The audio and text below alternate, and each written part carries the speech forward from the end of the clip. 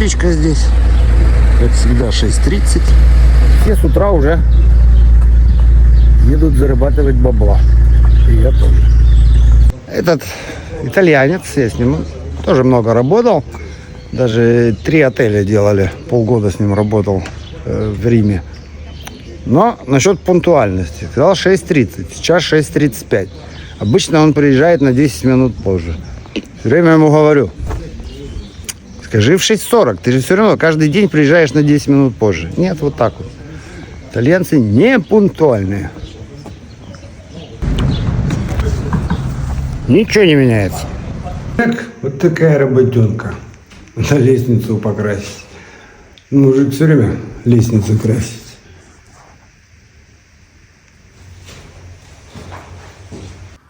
Ну, здесь главное осторожно и не запачкать все. Работа скучная, но разнообразие.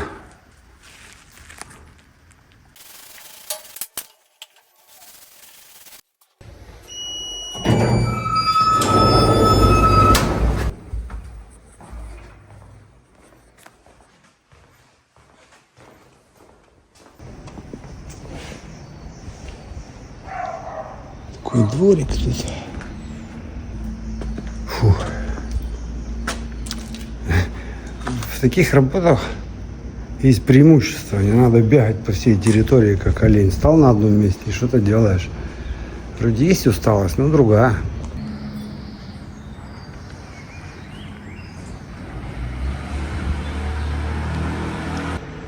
Здесь каждое местечко уникальное, нестандартное. Чем и прикольно. Видите, я решетки поставил. Решетки в Италии нормально. Главное, чтобы воры не залезли.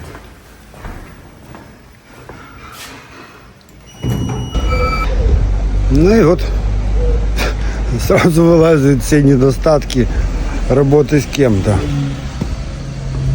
Я себе когда работаю, ну я знаю, чего бояться там, как уважать, как не уважать кого-то, потому что вот он мне, я сел, пару глотков чая сделай. Ну, я даже поесть не взял. Сегодня думал, какой-то супермаркет будет, пойду куплю. Ты не сиди возле двери, оставляй свободным. Если кто-то захочет пройти, чтобы было свободно. Проработали полдня, ни одного человека не прошло. Ни вверх, ни вниз, вообще тишина. Но он меня уже 5 раз предупреждал, что лестницу оставлять свободной. Зато, когда я иду куда-то, вот итальянцы станут разговаривать, 2-3 человека, они станут ни с краешку, ни слева, ни справа, они станут прямо напротив лестницы, и будут, все их будут обходить, они будут видеть, что они мешают, но они будут стоять так, как им удобно. А я, сука, должен тут разложиться и им сделать удобство. Ну, так работать. Потому я говорю, в той работе у меня рай. Даже в этом плане. Где хочу встал, где хочу поел, где хочу, извините, поссал. Жить постоянно в каком-то вечном страхе, чтобы кому-то угодить. И считаю, и так у людей должно быть уважение, что мы к вам пришли, делаем вам какую-то красоту в подъезде наводим. Если тебе надо чуть-чуть подойти, отодвинуться и какое-то неудобство, ничего с тобой не станет, блин. Понимаете, какие-то итальянцы. Я такой. Я еще и кофе вынесу ему в подъезд, или что-нибудь предложу. И есть такие итальянцы. Ну, а вот с этим работать, он весь перепуганный, зашуганный. Не люблю таких. Хотя он идеальный как человек, как и платит нормально, и честно платит, и все. Ну, так. Ветер гладит лицо, мы шагаем вперед. Солнце луч на плечо, новый день живет. Пыльной тропкой идем, оставляем след. Горизонта зовет в далекий рассвет. Эй, в путь дорогу, не смотри назад. Где-то той за горой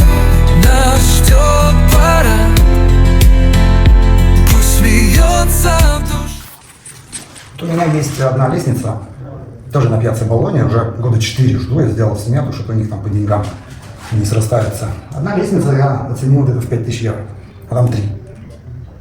Они дорогие, получается, потому что вот это вот мы уже раз 10-15 помыли все этой шваброй, потому что капает. Картон не расстелишь, неудобно долгое время терять на него. Вот это положить все некуда. Сейчас, прежде чем идти домой, это все надо помыть, протереть, так же не оставишь. И утром опять это все разлаживаю, вечером опять сложу. Работа такая. В путь дорогу не смотри назад, где-то долей за горой нас ждет пора.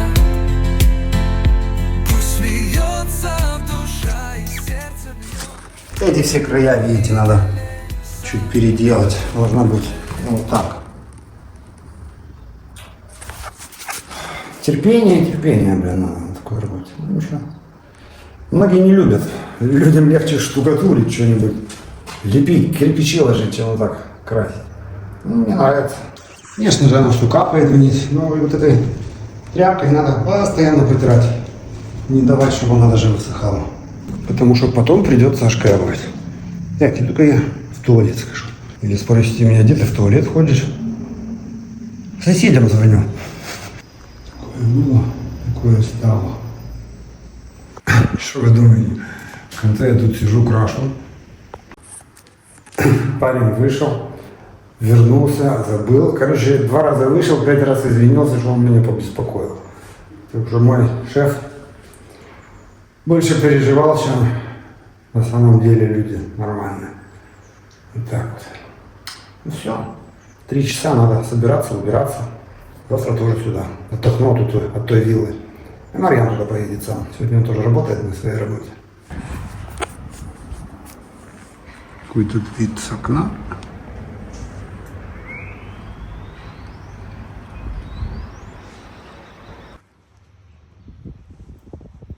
Пришел портьер, видел, что я здесь навожу марафет. Уборочку делаю, угостил меня кофе. Итальянцы нормальные люди.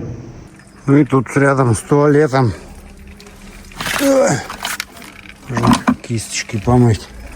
Такой краник. Там какие-то птички гуляют.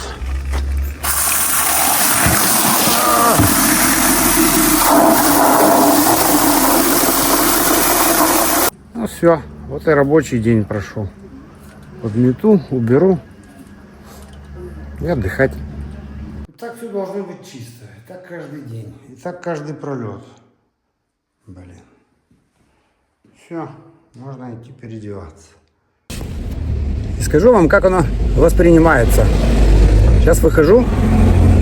Там тоже какой-то рабочий. Я. Чао-чао. Адумани. До завтра. Он говорит, что ты рано. Зато никто не видит, что я сегодня без обеда. Я думал, здесь какой-то супермаркет будет в этой зоне. Пойду куплю. Почти ничего не ел. 10 минут кушал. Во-вторых, как я всегда говорю, что один сделал 1 стену, покрасил за день, второй покрасил 4. А домой должны идти все вместе. Вот как ты несправедливость такую решать? Никак не решишь. Просто потому люди и хуже работают. Типа, а что, он сделал мало, и он тоже молодец. А что я должен пахать? Вот и так надо находить какую-то золотую середину, сколько же работать. Потому что если нет, вы здесь сдохнете, и вас будут просто считать за дурака. А памятник вам поставят разве что посмертно. Так что вот так. Что мне нравится с этим Давидом работать? Мы никогда не работаем до 5. Ну, до 4, может быть. И сегодня он мне сказал, он видел, что я не обедал. И говорит, что ну, давай в 3:30 я приеду. В 3:30, опять же, уже без 15 его нету. Вот такой он пунктуальный, так же, как и утром. Ну и все. Так день прошел. Я говорю, что с ним, да, надо пахать. Ну как пахать? Ты просто должен работать и все. Там он ничего от тебя не требует. Я с ним проработал больше, чем полгода на этих отелях. Он мне ни разу не сказал, что я мало сделал или там что-то не то. Единственное, что вот он такой дотошный, что боится всего. Всем угодить, чисто, чтобы было. Ну, с одной стороны, правильно. А с другой стороны, задалбливает иной раз.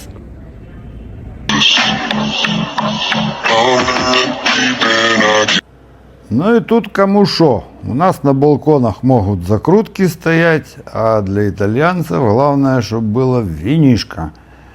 И чем больше, тем лучше. Я думаю, это его не единственные запасы. Только не говорите, что в чужие окна заглядывать нехорошо. Видите, там в окна и не заглянешь. Сделал еще один пролет. Это вчера, это сегодня.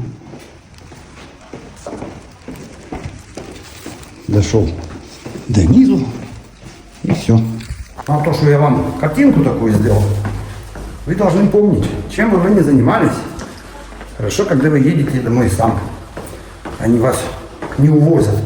И как моего знакомого неделю назад вообще вертолет забрал. Так где-то грохнулся, то ли с дерева, то ли что он там делал, не могу знать пока. Берегите себя. Работа работой, деньги деньгами. Здоровье — это самое главное. Отдыхайте, высыпайтесь. Всем привет. День третий на моей лестнице. Что-то мне так сказали, что кто-то мне придет в помощь туда, что тут пару дней. Все меня тут оставили одного. Говорите, что я один работаю. Люди доверяют, люди видят, что я справляюсь, все делаю нормально, И все, и меня оставляют. Ну, сегодня должен продолжать это. Блин, сколько здесь этажей? 4, 5. Блин. Ну ладно, еще сегодня-завтра, там суббота, пойду, наверное, на тузину. Блин, не кончается. Чем больше работать, тем больше денег. Иду работать. Деньги нам зачем? Мы могли сходить иногда в ресторан и отдохнуть. Заплатить за квартиру, за свет, за газ. И только платим. В мае заканчивается страховка на машину, 600 евро. Ну, а вот так вот у них ворота открываются. Может, кому-то интересно. Я таких кодовых замков не встречал.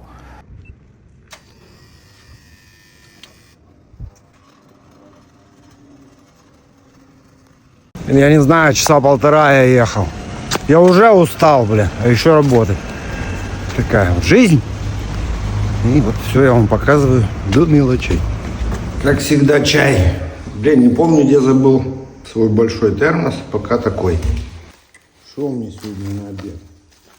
Тирамису жена приготовила. Что-то сладкое, 2 бутерброда и банан. Так я питаюсь. Кстати, на этой работе я, не то что это Колым, я с этой фирмой тоже работаю. Видите, на лестнице написано DGD. Что у меня на майке написано? Этой майке года 3 уже.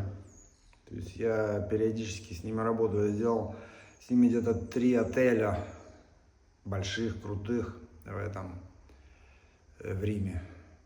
Hilton и другие.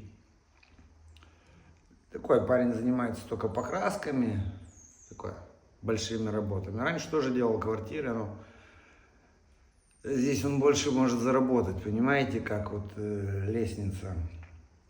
Здесь же платит кондоминиум, так сказать, как бы половина государственная.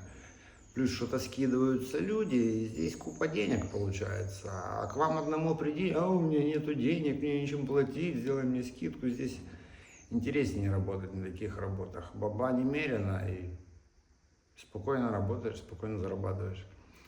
Поэтому, когда кто-то даже и скажет, о, ты много хочешь. Ну, если вы не дадите мне там, я приду сюда, я найду, где взять свои бабки. Кончилась краска, портьер. Ну, короче, главное тут по подъезду, говорит, покрась мне кантину, пока едет краска. Такая кантина, такая жопа. Нам что? Нам чтоб деньги платили.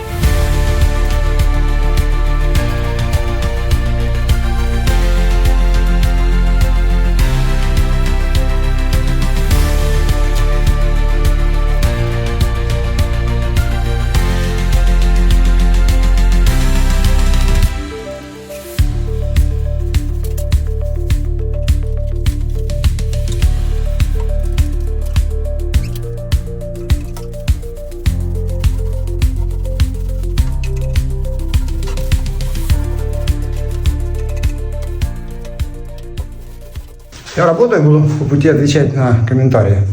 Сейчас мне написали, ну типа западло работать на кого-то, если ты там спец и все такое. Вот я работаю на этого человека, он мне платит отлично. Вы мне такие деньги не каждый заплатите, как он мне платит. Какой мне смысл идти вот на частное лицо, если оно бедное? Здесь можно работать на государство, на такие вот кондоминиумы, на отели, где миллионы крутятся евро. А с частными лицами очень сложно найти клиента нормального, богатого. Мне не нужны просто клиенты. Мне говорят, ну покрась эту картину. Потом он меня может спросить, сколько я должен, я скажу 100 евро. А есть же, скажу, что ты за час работы хочешь 100 евро? И такое бывает. И я второй раз к такому человеку, допустим, не пойду. Вы мне сегодня заплатите за ремонт, завтра я к вам приду, отремонтирую обувь, к другому приду в бар, выпью кофе, заплачу деньги. Так крутятся деньги, так работает все. Ну вот в конце у меня уже ребята помогли, вышли. Потому что сам бы я еще колупался неделю, а так все навалились и раз-два закончили по-быстрому.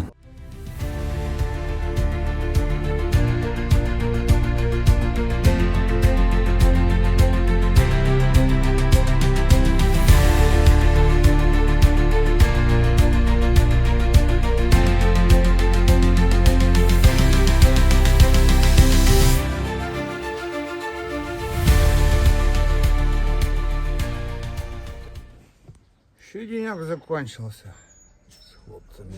Говорил, только сказал, и тут выходит сосед. Я говорю, слушай, а вот это вот можно заделать? Вот? Говорит, здесь вот трещины. Я говорю, где трещины? Ну вот здесь. Я говорю, я не вижу. Он говорит, ну вот. Я говорю, ну да. Ну, я говорю, только это внутри прям кирпичи, я говорю, двигаются. Я говорю, я закрашу вам, заделаю. Блин, это же надо было еще найти. Понимаете? А вообще так, думаешь, блин, вы живете, обращайте внимание на эти вещи. Вон люди в Украине, бомба падает, дом рушится, вообще у вас нету дома. Какие трещины? На что вы тратите свое драгоценное здоровье и нервы? Меньше обращайте на это внимание. Есть более серьезные вещи в этой жизни, что стоило бы обращать внимание. Почему я говорю, что должно повести не только с работой, не только с рабочими, но еще и с клиентом. Если такой дотошный клиент попадется, что вот он там трещинку нашел или что, такую квартиру почти закончить невозможно. И все равно, скорее всего, он останется недовольный. Потому что вы можете покрасить, извините, муха может покакать, и там будет точка черная. Вы должны будете взять лестницу, залезть, подкрасить, оправдаться перед ним, что это не я, это муха виновата, блин. А вы представляете, сколько углов и сколько всякой фигни в квартире можно найти. Всегда можно до чего-то Понимаете, дальше. Это одно. А потом бывает, звонит тебе этот же клиент через года 2-3, приходишь к нему домой, все стены исписаны детьми, собаки углы пошарпали, все такое это самое. Думаешь, господи, ты мне столько нервов перетрепал за вот эти вот точки трещины, а живешь, блин, как, вот я понимаю, собаки там это самое, ну туда, короче, слов нету, вот такое бывает. Когда вы работаете у таких людей, или вы такой человек, ничего страшного, мы все разные. У такого человека дотошного, который ходит, точечки ищет, там всякие мелочи, это самое, в конце работа выйдет хуже. Потому что вот стена, допустим, она готовая, там, да, там маленькая точка, ее почти не видно. Ее надо найти, искать. Вы ее идете, вы же не будете всю стену из одной точки перекрашивать. Вы пошли ее подкрасили. А это пятно так случилось, что оно видно еще больше, чем было. Ничего не было видно. Также и другая переделка. Любая переделка, она дает дополнительный риск, что вдруг выйдет хуже. И часто так и случается. И потом сам рабочий начинает нервничать. За это переживает, а на нервах всегда получается все плохо. И потом в конечном итоге, когда вот человек вымотал рабочему все так нервы, вот там переделай, тут мне не нравится, скорее всего, что либо он начнет обманывать его и какую-то шару лепить, лишь бы убежать с этой квартиры, либо все равно можно будет найти То есть вариант еще хуже, чем было. Ну, либо этот человек уйдет на месяц в запой потом. Так ему вымотают нервы. Мыл здесь эту мощу, как она называется. Кстати, вон, видите, сколько мусора? Здесь целая фирма работает. А вы хотите, чтобы я один этот мусор вывез? Тут вся фирма не может вывезти, и нормально. Так это... Блин, сяду я туда. Вдруг кто выйдет. Ой, то, блин, стены на меня давят там. Здесь чистый воздух. Так вот за эту мощу. Мне когда-то научили, что сначала моешь пол так обильно. И когда ты красишь, когда капля капает на пол, она не прилипает долгое время. А если летом еще 40 градусов жары, он быстро высыхает, поэтому не надо ее сильно выкручивать. Пол должен быть мокрый, если это мрамор. Что мне говорит, а этот подходит, говорит, слушай, ты сильнее выкручивай, очень мокрый пол. И вот так вот, понимаете, все. Когда ты работаешь с таким человеком, ладно, одна работа, но это же на каждой работе. Мы делали как-то отель. Там коридоры, блин, по 50, по 100 метров. И вот ты заходишь в одну комнату, сделал одну работу, там, скажем, подшпаклевал маленькие дырочки. Дело в том, что пока ты подшпаклевал, особенно летом, она уже высохла, можно и зашкурить, можно и покрасить. Он говорит, нет, проходишь все комнаты, сначала шпаклюешь. А это тащишь лестницу все эти 50-100 метров. Зашпаклевал, это ты ее передвигаешь все. И это не только лестница, это шпаклевки, это краски, это еще куча инструмента, какой-то мой телефон, обед, там, сигареты. Все это таскаешь по всему этому коридору. Потом опять возвращаешься, чтобы опять зашкурить. Опять все комнаты прошкурить. Потом опять возвращаешься, потом опять покрасить. Я говорю, зачем вот эта дурная работа, когда я могу это все сделать за один раз или, скажем, две комнаты. Не идти 50 метров вперед, а прошел одну комнату, она сохнет, вторую и вернулся сразу. И все, эта часть коридора, она закончена, скажем, половина. Мне не надо возвращаться. У него принцип вот эти круги наматывать, понимаете? И в какой-то момент у меня кончается терпение, я ухожу от него. А вы говорите, почему я один работаю? Ну, потому что моя логика, она более логичная. Вот так вот.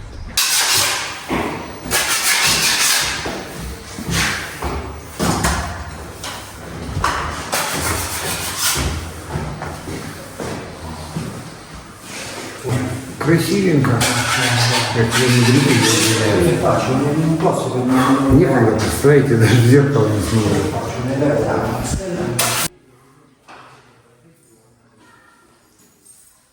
Говорил за решетки. Что вы хотите от меня, блин? Центр Рима, блин, такие решетки. Еще хуже, чем у меня.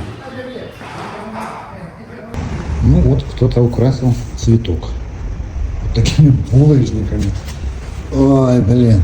Как мне кажется, иногда люди далеки от творчества и искусства. Ну и в заключение хотел бы сказать, не забывайте, как бы вам трудно не было в этой жизни, вы должны быть свободны, вы должны чувствовать какой-то свободный полет, свободное дыхание, соединяться с природой, с позитивными людьми и всегда помните о своем достоинстве. Только оно вам поможет выжить в этом непростом мире. Всем удачи!